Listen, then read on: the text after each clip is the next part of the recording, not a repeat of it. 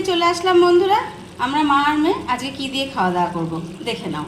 আজকে তো মঙ্গলবার, মঙ্গলবার মানে আমার নিরামিষ। তোমরা জানো, যারা আমার ভিডিও দেখে তারা জানে শনি মঙ্গলবার নিরামিষ খাই। এই দেখো লাল শাক করে নিয়েছি, ঠিক আছে। আর ভাত তো করতে হবে, ভাত ছাড়া খাবো কি দিয়ে। এই যে ভাত করে নিয়েছি।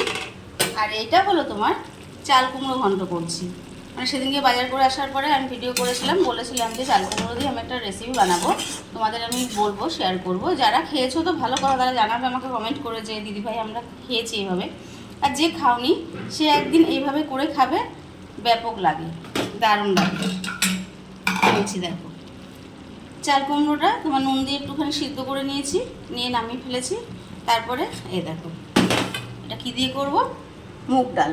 মুগ ডালটাকে একটু ভেজে নিয়েছি, ভেজে একদম সামান্য জল দিয়ে একটুখানি আধা ফোটার মতন করেছি, সিদ্ধ কিন্তু হয়নি, নামিয়ে ফেলেছি, ঠিক আছে।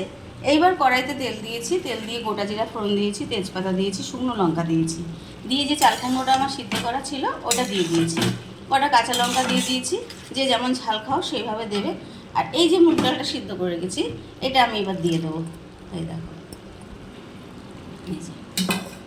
এই মুগ ডালটা দিয়ে দিলাম, দিয়ে এইবারে এটাকে খালি নাড়বো। নেড়ে কেমন বলতো, যেমন বাঁধাকপি একদম আঠা আঠা হয়, এটা একদম পুরো আঠা আঠা হয়ে যাবে।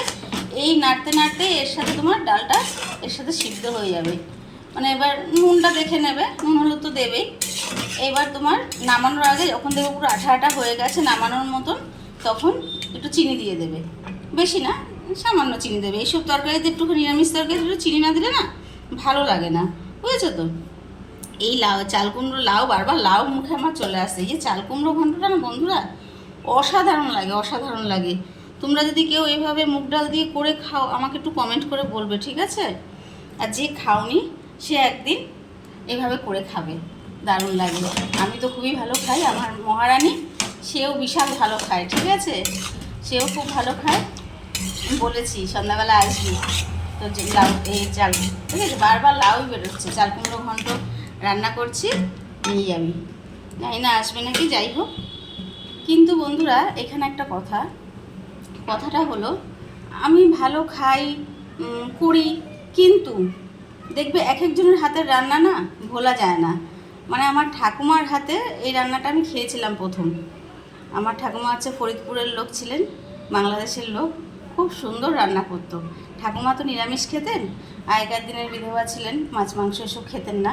এমনকি আমার ঠাকুমা আতপ চালের ভাত খেত, সিদ্ধ চালও খেত না, জানো তো। তা আমার ঠাকুমা নিরামিষ খেত, নিরামিষ এক একদিন এক একটা রান্না করতো। মানে কী যে হাতের রান্না, অসাধারণ। মানে যতই আমি এটাকে ভালোভাবে রান্না করি না কেন, ওই যে জিভে স্বাদটা লেগে আছে ঠাকুমার হাতে, ওইটা আর পাই না গো। আমার ঠাকুমা খুব ভালো রান্না করতে, চাল কুমড়ো ঘন্টটা। আমার ডালগুলো পুরো গোটা গোটা থাকতো, মুখে পড়তো, ব্যাপক লাগতো, খুব ভালো রান্না করতো। মানে আমি যতই করি আমার সেই স্বাদটা আর পাই না।